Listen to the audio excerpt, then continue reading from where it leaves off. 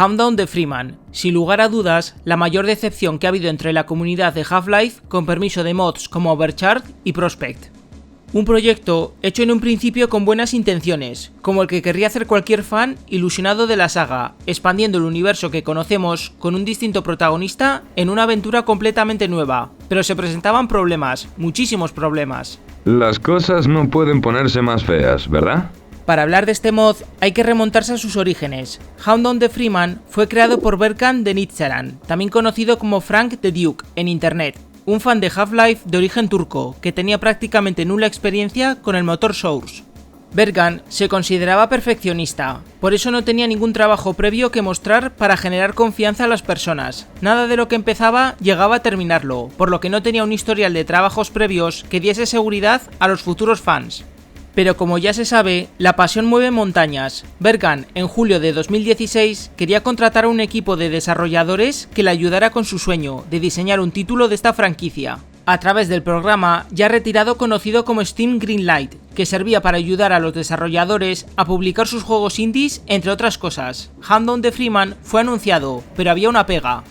Berkan necesitaba la absurda cifra de $100.000 para fundar su juego a través de la página Indiegogo, de los cuales solo llegó a haber 12, pero no 12.000, sino simplemente eso, $12. Según Berkan, se necesitaban $50.000 para tener una licencia del motor Source y poder cobrar por tu producto, mientras que el resto del dinero se invertiría en pagar a actores de voz y diseñadores de niveles, que por cierto, muchos de ellos afirman no haber cobrado por su trabajo en el proyecto. A mediados de 2016, Berkan se encargaba personalmente de responder a las dudas de todos los usuarios que estaban un poco escépticos con Hound the Freeman en los foros de Steam. Aún así, no había dudas de que tenía mucha ilusión y motivación. En sus propias palabras, Berkan quería ofrecer un producto profesional y no simplemente otro mod más de Half-Life 2. Irónicamente, escribió la palabra profesional con 2 Fs, casi que ya podías predecir el futuro tan negro que estaba por venir. Los trailers mostraban en su mayoría escenas hechas con Source Filmmaker. Esto fue objeto de crítica, por ser algo que los juegos oficiales no nos tienen acostumbrados a ver, ya que en Half-Life como tal nunca hay escenas, y el protagonista tiene completo control de sus acciones, mientras los personajes hablan, excepto durante los diálogos con G-Man, pero ya me entendéis a qué me refiero. Lo peor es que casi todo lo que se enseña en los trailers es mentira. Salen personajes que luego ni existen en el juego y otros tienen un aspecto totalmente distinto. También se muestra la Hydra y a varios soldados Synth de la beta de Half-Life 2, que nunca aparecen en el producto final.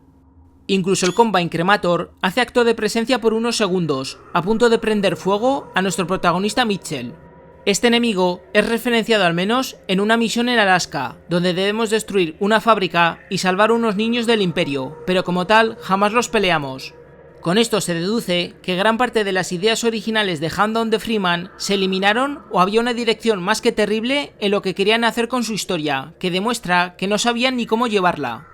De hecho, muchas partes de estos trailers sospechosamente parecen estar hechos con Garry's Mod. Cualquier persona un poco espabilada en la comunidad habría visto que este mod no parecía trigo limpio y que no se iba a cumplir ni la mitad de lo prometido.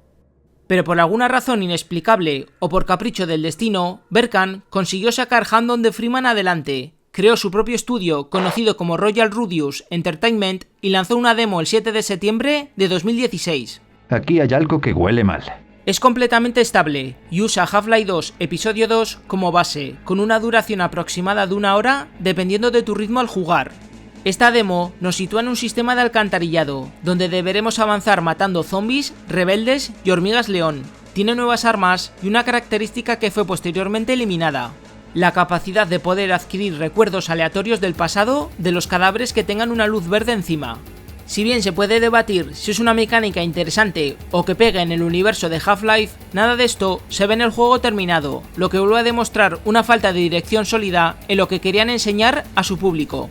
Casi 2 años más tarde, Hound the Freeman tenía como fecha de salida el 2 de febrero de 2018, día que el equipo de desarrolladores no pudo cumplir, excusándose en que se les había criticado por todo lo que pesaba el juego, y por ello querían optimizarlo. Aun con todo, aseguraron que pesaría 60 GB casi seguro, y que muchos milagros no iban a poder hacerse. El proyecto pasó al 8 de febrero, y para sorpresa de todos, se volvió a retrasar. La excusa era que no querían rushear el producto y trataron de contentar a la comunidad en su mensaje de disculpa diciendo que de repente se habían dado cuenta que tenían 50 niveles planeados. ¿Pero qué tipo de profesionalidad es esa? Es decir, no saber ni cuántos mapas tiene tu mod en el que has estado trabajando 2 años de tu vida te hace ver como un incompetente y demuestra una falta de coordinación y de feedback entre el resto de tu equipo tremenda. ¿Y creíais que a la tercera iba la vencida? Pues os equivocáis, porque la siguiente fecha fue el 15 de febrero y tampoco la pudieron cumplir, porque según palabras del equipo, tenían que esperar a que Valve lo jugara y lo terminara, para darles luz verde. De nuevo, para compensar esto, dijeron que bajarían la oferta de su precio de salida del 10% al 15% y que habían reducido el peso de Hand on the Freeman a 50 gigas. El 21 de febrero fue el siguiente cuarto retraso que no pudieron cumplir. Esto era desesperante no solo para el público, sino también para los propios desarrolladores. Era una pesadilla que para muchos nunca terminaba. Por suerte o por desgracia, este fue el último imprevisto que tuvieron manejando las fechas, y concretamente el 24 de febrero de 2018, Hand on the Freeman salió a la luz. Prepárate para consecuencias imprevistas. El título salió en la plataforma de Valve a un precio ridículo de $25 y la recepción del público no se hizo esperar.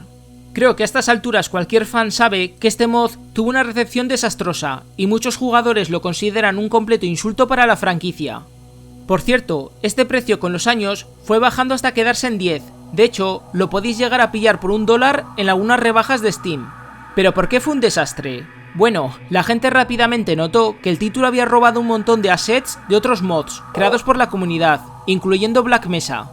La inteligencia artificial de los aliados y enemigos era muy torpe y tosca, y a veces faltaban texturas en ciertos modelos y superficies. Había innumerables crasheos y en muchas ocasiones había que abrir la consola para seguir avanzando en la campaña, porque los scripts se rompían continuamente.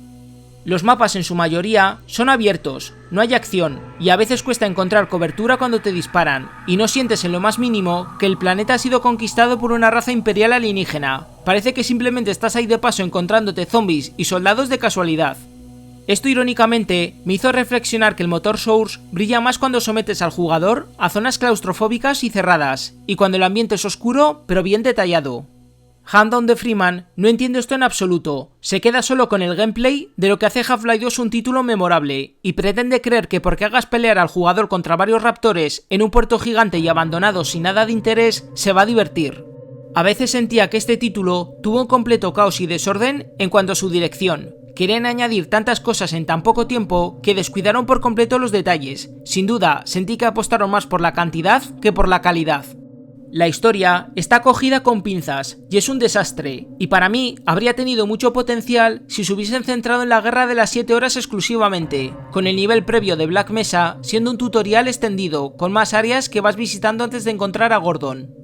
La cuestión es que todo ocurre demasiado deprisa, y se aferra a los cachos de historia aleatorios para dar paso a una nueva misión, con la excusa de vengarnos de Gordon, incluso si todo lo que hacemos el 80% de las veces es matar zombies al final. Hand on the Freeman no es un juego que se pueda arreglar tan fácilmente. Todo el problema viene desde sus raíces. Trata de ser ambicioso y meter en sus 6 horas de gameplay los 20 años que abarca todo el lore de Half-Life. En otros mods malos como Prospect, la cosa es más sencilla, pues le bastaría con añadir algún aliado que corte un poco tanta acción seguida para situarnos en la historia o explicarnos qué estamos haciendo. Ya sea con algún rebelde o Vortiga un aliado, mientras la campaña se expande con más áreas distintas. Tiene muchas más posibilidades de salvarse de sus errores con una mejor dirección, sin cargarse toda su estructura original. Pero Hand on the Freeman pretende cubrir el desastre de las instalaciones de Black Mesa, la guerra de las 7 horas, los 20 años de la tiranía Combine, Gordon llegando a Ciudad 17 e incluso acabando en suspense como si fuese a ver una secuela donde nos dirigiríamos al Borealis.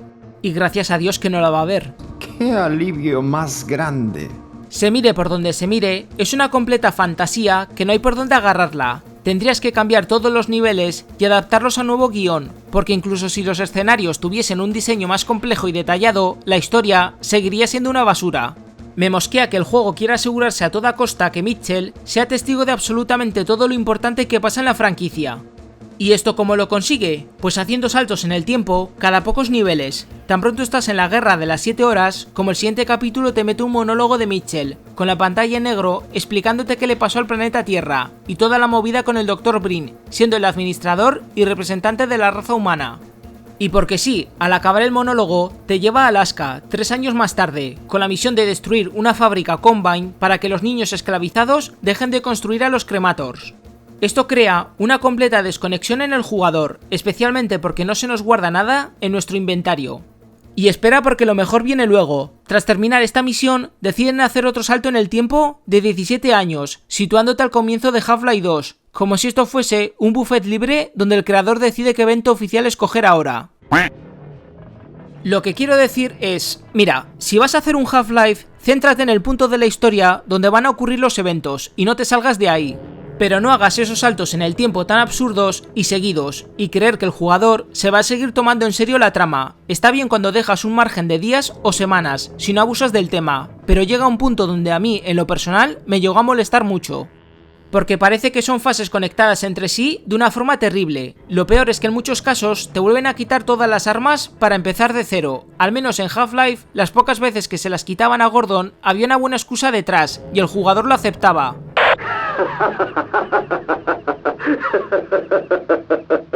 Y bueno, ahora que me pude desahogar con todo lo que supuso Hound on the Freeman, quería dedicar una parte de lo que queda del vídeo en hablar de la última build del mod, conocida como Operación Whiskey Freedom. Esta actualización es la sucesora espiritual de la build Mesa, la cual está obsoleta y fue eliminada. Para descargarla, basta con abrir vuestra lista de juegos de Steam, hacer clic derecho en el título, ir a propiedades y en betas seleccionar esta opción. Con ello el juego se os parchará con varios megas de contenido, poniendo Hound on the Freeman en un estado más aceptable. Os estaréis preguntando, ¿qué tiene de especial esta actualización? ¿Hace que el juego ya no sea el bodrio que fue en 2018? Fijaos si la cosa promete que en las 6 horas que me ha durado con esta build solo he tenido 2 crasheos y en ningún momento he necesitado usar noclip o abrir la consola para avanzar. ¿Eso hace que el juego sea bueno? Nope. Pero la experiencia es algo más sólida y se acerca a unos estándares más normales, sobre todo porque no olvidemos que es un producto de pago, que muchos fans a día de hoy aún sienten que ha dañado un poco la imagen de Half-Life. En otras palabras, esta build hace que Hound on the Freeman pase de ser un juego muy malo a simplemente malo. Quizás lo más importante de este parche es que han eliminado varios mapas abiertos que eran aburridísimos, que no aportaban nada y que tenían una completa ausencia de acción, como la zona montañosa donde controlabas a un vehículo militar por una carretera y escoltando un camión. Si te caías al agua, ya no habría Dios quien te sacara de ahí, obligándote a cargar una partida anterior. Por cierto, al cruzar uno de los puentes en este mapa, íbamos a pelear contra una nave nodriza Combine, a modo de jefe, que entraría a nuestro mundo a través de un portal, siendo ayudado por soldados Synth y naves de guerra. El motivo de por qué esta pelea se eliminó se desconoce, pero como un cambio de aires, creo que no me habría importado que lo hubiesen incluido. También se han expandido algunos niveles de las alcantarillas de Albuquerque durante la Guerra de las 7 horas, que sin duda me han parecido aceptables y me ha llegado a divertir. Lástima que la poca variedad de enemigos hace que le falte a la zona esa chispa de inquietud y tensión al recorrerla. De hecho, el juego se nos presenta con casi los mismos enemigos de Half-Life 2 y sus episodios, pero también veremos alguna novedad, como Vortigauns esclavizados por el Imperio, llevando el mítico collarín, o soldados de protección civil zombificados a la entrada de Ravenholm. Los Synth Soldiers, durante la Guerra de las 7 horas, y una variante de la robosierra, llamada Manblower, que simplemente flota en el aire sin cuchillas y se lanza kamikaze a por ti. No es que sea muy original y apenas aparecen en grupos un par de veces, pero la intención creando un nuevo enemigo es lo que importa al final. No he visto ni un solo Poison Zombie, ni tampoco hormigas león obreras. Se me hace rarísimo que estando por Ravenholm y por los túneles llenos de hormigas, no veamos esos dos enemigos tan comunes en dichos lugares. Pero bueno, al menos nos dieron una batalla contra una antigua guardiana, que puede recordarnos muy vagamente a la del episodio 2, pero esta pelea casi parece estar puesta en el nivel sin ganas, como descafeinada, y con varias larvas por el suelo colocadas según le apeteció a los desarrolladores ese día. Quizás el punto más fuerte de Hound on the Freeman sean las armas. En esta build se sienten muy satisfactorias de usar, las animaciones están curradas y la variedad es muy decente. No llegamos a tener nunca todas a la vez, ya que sería absurdo manejar tantas armas que son similares entre sí y cumplen el mismo papel. Pulsando el tabulador, podemos seleccionar con el ratón qué armas queremos que estén en primera fila de cada ranura, y por alguna razón se me hizo muy cómodo de manejar, aunque creo que las píldoras y las granadas tenían que haber estado en diferentes casillas. Pills here! En combate cuerpo a cuerpo disponemos del cuchillo, de un hacha de bomberos o de la llave inglesa como guiño a Adrian Shepard, que salvo para destruir cajas y matar zombies nos sirven de mucho más.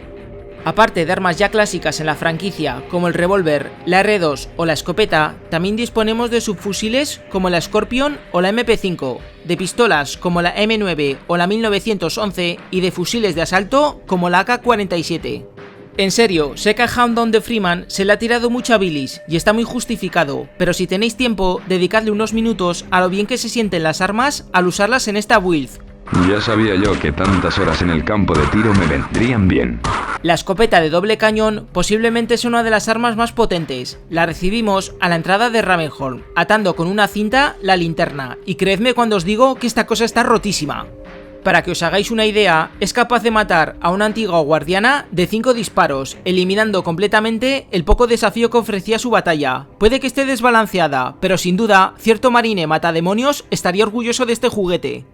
También obtendremos una ametralladora devastadora, que puede penetrar las defensas de una nave de guerra Combine y derribarla. Se llama cuchillo de cocina en el código del juego. Este nombre fue el resultado de una broma interna entre Berkan y uno de los programadores. Les gustó tanto que acabaron manteniéndolo en el producto final. Tras este repaso general y reflexión de posiblemente la mayor decepción de la comunidad de Half-Life, queda preguntarnos, ¿qué va a pasar con Hound Down the Freeman ahora? Su futuro es algo incierto, pero como ya mencioné antes, hay un nuevo equipo de desarrolladores que está tratando de arreglar activamente este título, con toda su buena fe, subiendo de vez en cuando builds que actualizan el mod, y sin cobrar ni un solo dólar por su trabajo. Os preguntaréis por qué, pues porque en palabras de uno de los nuevos programadores, todo el dinero sacado de las ventas del mod va destinado a seguir pagando la deuda que tiene Berkan a día de hoy. De esos míticos $100.000, aún hay antiguos trabajadores que no han cobrado por lo que hicieron. De hecho, este mismo programador nos comenta que juegos tan buenos como Entropy 02 son gratis, porque si tuviese que ponerle precio, tendría que pagar una licencia de $50.000 por el motor Source. Es para pensárselo muy bien, ya que si tu mod de Half-Life es gratis, no tienes que asumir ningún coste, y más importante, no tienes que asumir responsabilidades. En algunos de estos avances que han ido mostrando, podemos ver que incluirán al Houndai y al Bullsquid, algo que enriquecerá bastante el juego, sobre todo para los mapas de la Guerra de las 7 horas. También piensan añadir Workshop y extender los niveles de Black Mesa, antes de encontrarnos con Gordon, con la presencia de Vortigaunts esclavizados y comandos negros por el camino.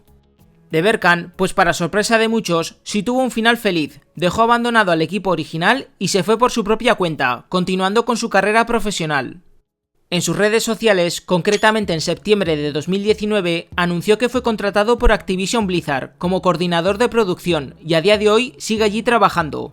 Todo un desencanto después de lo que ha logrado. Así que bueno, solo me queda decir que si lo encontráis en una rebaja de Steam a $1 o $2 y os pica realmente la curiosidad, aseguraos que al menos lo jugáis con la build de Operación Whiskey Freedom, que lo hace bastante más estable de lo que era en 2018 y que elimina varios mapas que no vais a echar en falta de lo malos que eran. Y especialmente porque os vais a poder pasar la campaña sin quedaros atascados, al menos en mi caso así fue. Tampoco os voy a engañar, aún tiene algún que otro fallo de texturas que le faltan, pero son muy menores y normalmente son de objetos muy pequeños o cajas diminutas.